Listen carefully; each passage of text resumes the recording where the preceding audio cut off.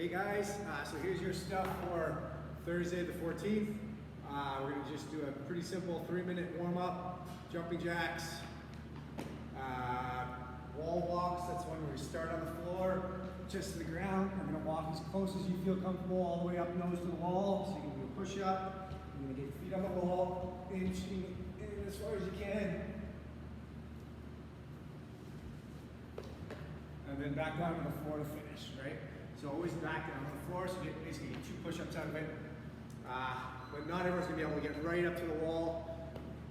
Biggest thing though is that I'm keeping my body straight. So I wanna be in kind of, basically that straight line, just kind of, that line is just kind of keeping straight all the way as I go. I don't want to kind of look like this, or like this. But if you can't get all the way up to the wall, no big deal. Just get as far as you can, hold it for a second, walk back out, back to the floor, okay? Frankenstein walks, you're gonna do 10 feet. So you may have to get a bit creative with like your, you know, the room that you're working with, or if you're outside, just go 10 feet. But you're gonna do a lot of steps, you're gonna put your arms out. You're gonna try to kick your hand, right? Try to do these a little controlled, especially in those first round of the warm-up, so that you don't kind of pull anything, but you're kind of warming up your hamstrings, you're warming up your hip flexors. For me, I would kind of start a little, maybe not so high, and then kind of second round maybe get a little quicker and get a little bit more explosive out of it. Yeah, but for the strength, we're going to do a shoulder thing. So you're going to do 10 sets total. First EMOM means every minute on the minute, and then it's going to be every 90 seconds later. So it's going to be 4 sets of every minute on the minute. So each set you're going to start at 0, 1, 2, and 3. So there's your 4 minutes. You're always going to do the same number of reps. And then in the next 6 sets, you're going to do every 90 seconds. So it'll be 4.5, 6, 7.5, 9, 10.5, 12, 13, right? So you're always starting the set at that timing. So that should kind of give you, as we get a little tired and we do the 1.5 minutes, especially for people that are adding weight, we need that rest a little bit later so that we can keep adding weight. So that's the point of today's. But it's 2 shoulder press movements, or shoulder to overhead movements. So you're gonna have the bar. All of them are gonna start the same. So if I have a barbell, my elbow's just in front, down, but in front of the bar, I don't want to have it back here. I'm doing a short little dip, keeping the chest up, keeping the elbow angle the same. I'm going to drive up and then push the bar. Head stays out of the way, and then my head comes through at the top, right? So I'm going to bring my head out of the way to breathe down. Elbows go back to that same spot. Short little dip and drive, press. Okay, so you get to use your legs on this one, but you still got to finish it like a strict press. So you're going to find a weight that's kind of hard. That's going to be the limiting one, right? Then we're going to do 4 of those, and then after your shoulders are already a little bit tired, you're going to do 6 push jerks, right? So that's where we get to use our legs even more. So we have the same setup, same elbow, same everything, same dip, right? Except when I dip and drive up, right? I get off the ground and explosive. Right, I'm going to push myself under that bar and then stand it up, right? So it's same setup, head out of the way.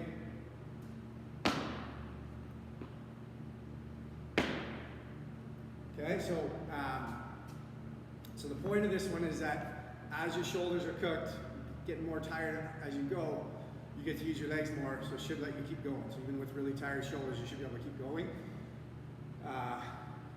Yeah, so it's always going to be dip and drive press on the first ones, right? No moving my feet, just dip and then lock my legs and straighten everything out and get explosive. The next one is where I jump it up and land low, right? So I dip and drive the same way, extend, and then I push myself underneath and finish the rep by standing up. Right? So if you have a barbell and you want to kind of practice this one, or you want to build up in weight, you can. It's kind of meant for a barbell complex, but I know not everyone has that. Yeah, so if you don't have a barbell, you're probably going to need to do quite a few reps to kind of get the point of this. So if I was using a dumbbell, I'd get the dumbbell on my shoulder. We're going to do 4 to 6 reps of the one arm, then so the whole complex on the one arm, so 4 to 6 push press plus 4 to 6 push jerk. So dip and drive, press, right? And then I get to do push jerks. Right, still when I got a bar, a dumbbell, I still want to be working on getting my head here, dumbbell back, and not often you see kind of people doing that one, and the bar, this is actually going forward, so I want to have it here, so I'm balanced. So if I was standing here between reps, I could just hold this here, and this is kind of like a rest position. It shouldn't be like a working kind of out of that line, right? In that frontal plane. So yeah, you're gonna pick a rep, a number of reps if you don't have a number of dumbbells, different weights. That kind of makes it tough to do 4 to 6 roughly, or more or less if you have to, and then 6 to 8 push jerks, right? So you're gonna do the whole combo on the right side, shake it out, do the whole combo on the left side. Also trying to keep up with the time. So if you're doing dumbbell stuff, you're probably gonna have a lot less kind of rest time, even though the weight's a little lighter, to try to keep up with it on the minute, right? So kind of maybe do a little test run before you start. If you have a kettlebell, right, usually you want to make this rack position with the knuckles under the chin, you get your elbow out to the side here.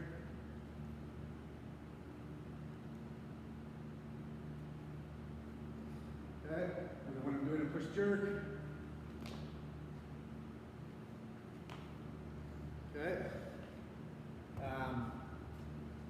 I just need to, like, everyone's a bit different with their shape of where they like the kettlebell to sit. But either way, when you put this on your arm, you need to have a nice place for it to sit so that you can dip and drive and get all the power from the legs. If I have it sort of rolling off the side or kind of held off the shoulder at all of that weight's on my wrist, my shoulder, in my arm. I want to put the weight on my shoulder so that when I jump, it just shoots up and then I can lock it up.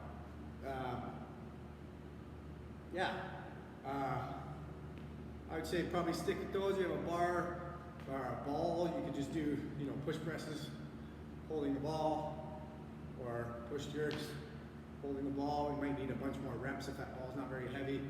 If you have a plate, I'm assuming you have a bar. But, try to make that challenging by adding reps, right?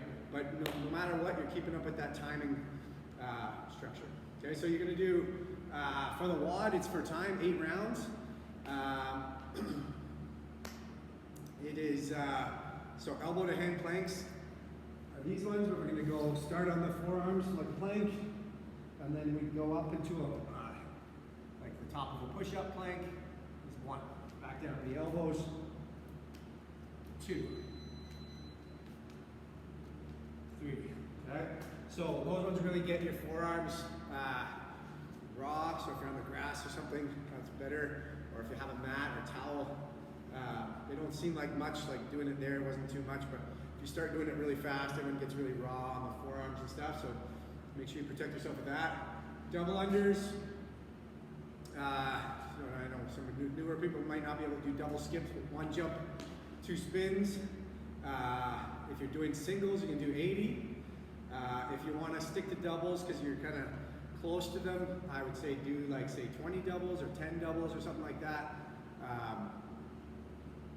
But the point of it is not supposed to take very long. Like 40 doubles for a person who's really good at skipping, it doesn't take that long. Maybe takes like 30 seconds, and then they move on, right?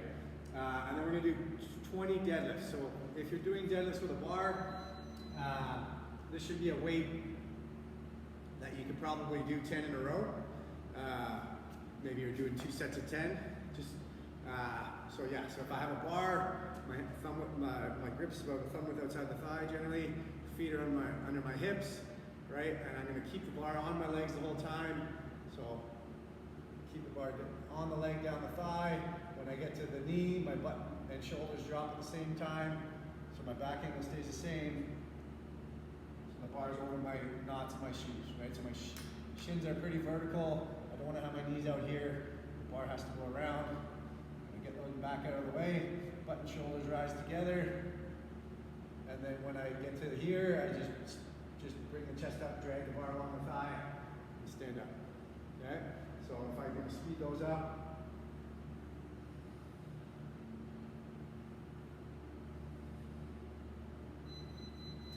Okay? So if I got a weight, if I've got a barbell at home, I'm going to want to have plates on it, obviously, but I want to find a weight that's kind of like, if I can do 20 in a row, maybe I can only do that once. Like, it should be a little bit challenging. It should be something that I'm like, okay, I can do 10 and break in 10, or you could do 20, but I wouldn't be able to do the whole 8 rounds of 20, being really tired. So kind of like a medium weight. It doesn't have to be super light, but I don't want it to be, especially don't want it to be super heavy. It's supposed to be a fast WOD. So if I'm using a kettlebell or a dumbbell, if I have 2 dumbbells, I could use 2. If I have a dumbbell and a kettlebell like this, I could use both together if they're the same weight, right? I could do, okay, but most of you guys only have one of these things. So if I'm going to be doing a kettlebell, usually I need to keep my feet really narrow, because if I don't, I kind of end up pushing myself in and smashing myself in the foot. So I'm going to keep my feet pretty narrow, try to keep my body straight. Right, the hard part about this one is that it wants to twist me. It wants me to do this. I'm trying to keep my core tight.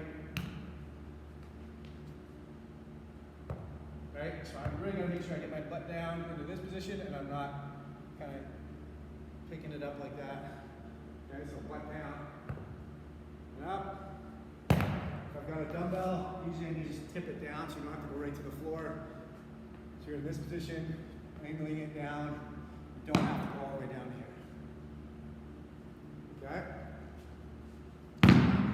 So you're going to have, if you only have one thing, you're going to have it on the outside of your body. If you have something like a ball, you can have it between the legs. Like a wide stance and make sure it's really close. But try to find a weight that's kind of like a good, spike in the heart rate, but not like the easiest thing or the hardest thing you've ever done. Okay? So 8 rounds for time is going to add up, even if it's pretty light. Okay? All right, so have fun.